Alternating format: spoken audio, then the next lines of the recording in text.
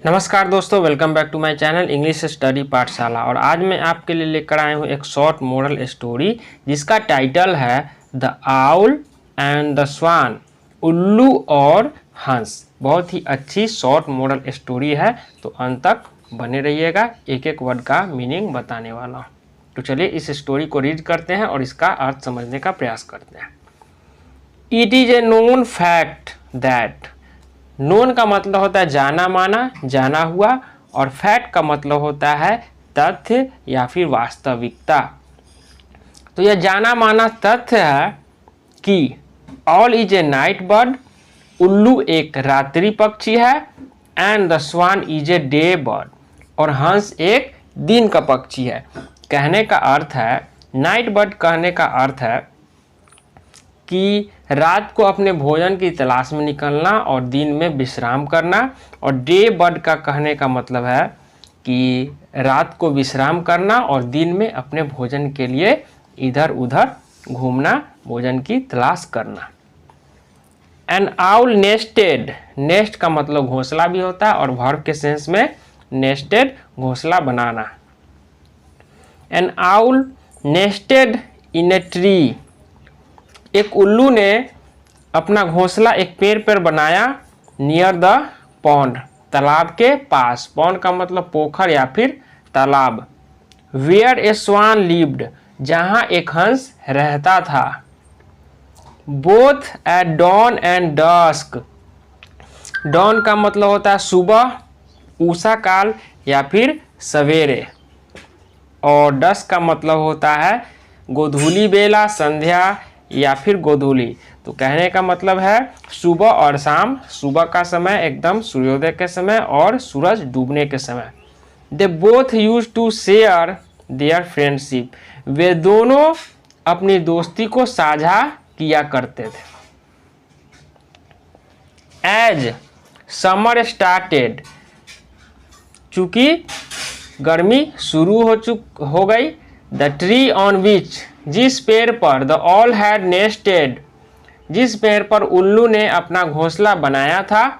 Withered it's leaves, withered it's leaves का मतलब है पत्ते मुरझा गए, उसके पत्ते मुरझा गए। The owl was forced to leave the tree to find another nest, उल्लू को एक और घोंसला खोजने के लिए पेड़ को छोड़ने के लिए मजबूर होना पड़ा। फोर्स टू का मतलब मजबूर होना पड़ा। द आउल इन्वाइटेड द स्वान, तब उल्लू ने हंस को निमंत्रित किया। डियर स्वान, प्रिय हंस, why don't you also come with me, तुम मेरे साथ क्यों नहीं आते हो। टू माई न्यू होमलैंड, मेरे नए निवास स्थान पर। होमलैंड का मतलब निवास स्थान, रहने का घर। We both can live there, हम दोनों वहाँ रह सकते हैं। हैप्पीली, खुशी खुशी। एज वी आर टूडे, जैसा कि अभी हम लोग हैं वैसा ही हम दोनों खुशी खुशी रह सकते हैं। द स्वान रिप्लाइड, तब हंस ने उत्तर दिया। सॉरी माई फ्रेंड, मुझे खेद है मेरे मित्र। I can't leave this pond, मैं इस तालाब को नहीं छोड़ सकता हूँ। There is still plenty of water, अभी भी यहाँ बहुत पानी है। स्टिल का मतलब अभी भी, प्लेंटी ऑफ का मतलब बहुत और प्रचुर मात्रा में। सून, शीघ्र ही। देयर विल बी रेन, शीघ्र ही वर्षा होगी। You can always return here, तुम हमेशा यहाँ वापस आ सकते हो। The owl waved good bye, waved good bye का मतलब अलविदा कहा, तब उल्लू ने अलविदा कहा। And left to his new homeland, और अपने नए निवास स्थान को रवाना हो गया। लेफ्ट का मतलब रवाना हो गया। तो चलिए आगे देखते हैं आगे और कहानी में क्या होता है। The swan could not stay without seeing his friend for long, तब हंस कुड नॉट स्टे, नहीं रह सका, without seeing his friend for long, बहुत समय से। फॉर लॉन्ग का मतलब बहुत समय से, विदाउट सीइंग बहुत समय से बिना देखे हुए हंस नहीं रह सका। सो इसीलिए he decided to have a visit to new living place of the owl, इसीलिए उसने उल्लू के नए रहने की जगह जाने का फैसला किया। The owl was very please to see his friend, तब उल्लू अपने दोस्त को देखकर, to his friend was very pleased, बहुत खुश हुआ। प्लीज का मतलब खुश होना भी होता है वर्ब के सेंस में। Stay for a couple of days with me my friend requested the owl, तब उल्लू ने यह आग्रह किया कि मेरे मित्र कुछ दिन यहाँ रुको।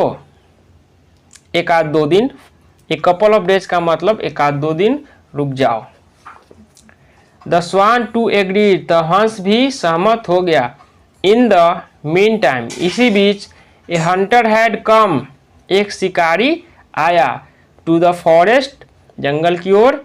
इन search of some bird to hunt, शिकार के लिए कुछ पक्षियों की तलाश में एक शिकारी जंगल की तरफ आया। He was happy to see the swan, वह हंस को देखकर बहुत खुश था। अनोइंग ऑफ डेंजर, खतरे से अनजान। द स्वान वॉज स्विमिंग हर्टिली, तब हंस दिल से तैराकी कर रहा था, खुशी खुशी तैराकी कर रहा था। हर्टिली मतलब दिल से या फिर खुशी खुशी। However the owl could not, sorry, the owl could blurrily see the hunter taking aim. Aim का मतलब होता है निशाना, हंटर का मतलब होता है शिकारी, ब्लरीली का मतलब होता है धुंधलाहट से, धुंधली दृष्टि से।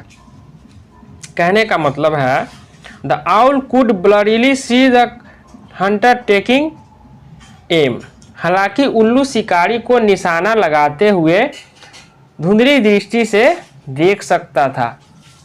ही hurriedly fluttered toward the swan, वह झट से हंस की ओर तेजी से उड़ा। hurriedly का मतलब तेजी से या फिर झट से। फ्लटर का मतलब उड़ना। आउल के मूवमेंट को फ्लटर बोलते हैं। He hurriedly fluttered toward the swan, वह झट से हंस की तरफ उड़ा। At the same moment, उसी क्षण, as the hunter released his arrow, और उसी क्षण शिकारी ने अपने तीर को छोड़ दिया। रिलीज का मतलब छोड़ दिया अपने शिकार की तरफ। The owl shouted, तब उल्लू चिल्लाया, Get into the water swan, go into the water, हंस पानी में उतरो, अभी पानी में जाओ, नाव अभी जाओ।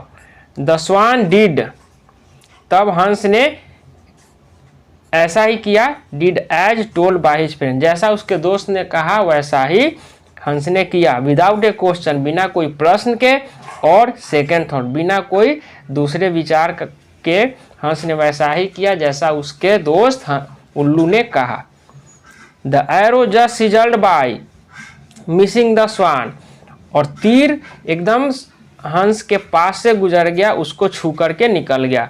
The disappointed Hunter left the place, तब निराश शिकारी वहां से उस जगह को छोड़ के चला गया, उस जगह को छोड़ दिया। तो इस कहानी में क्या मोरल है? ट्रस्ट इज फ्रेंडशिप, विश्वास ही दोस्ती है, विश्वास दोस्ती है। तो इसमें विश्वास की बात वहाँ पे जैसा कि उल्लू ने कहा, तो एकदम विश्वास करते हुए स्वान ने वैसा ही किया बिना कोई सेकेंड थॉट के। तो ये स्टोरी कैसी लगे आपको कमेंट करके ज़रूर बताएं। अगर ये स्टोरी आपकी थोड़ी भी पसंद आई हो तो वीडियो को लाइक करें, और चैनल पर नए हैं तो चैनल को सब्सक्राइब भी ज़रूर कर लें।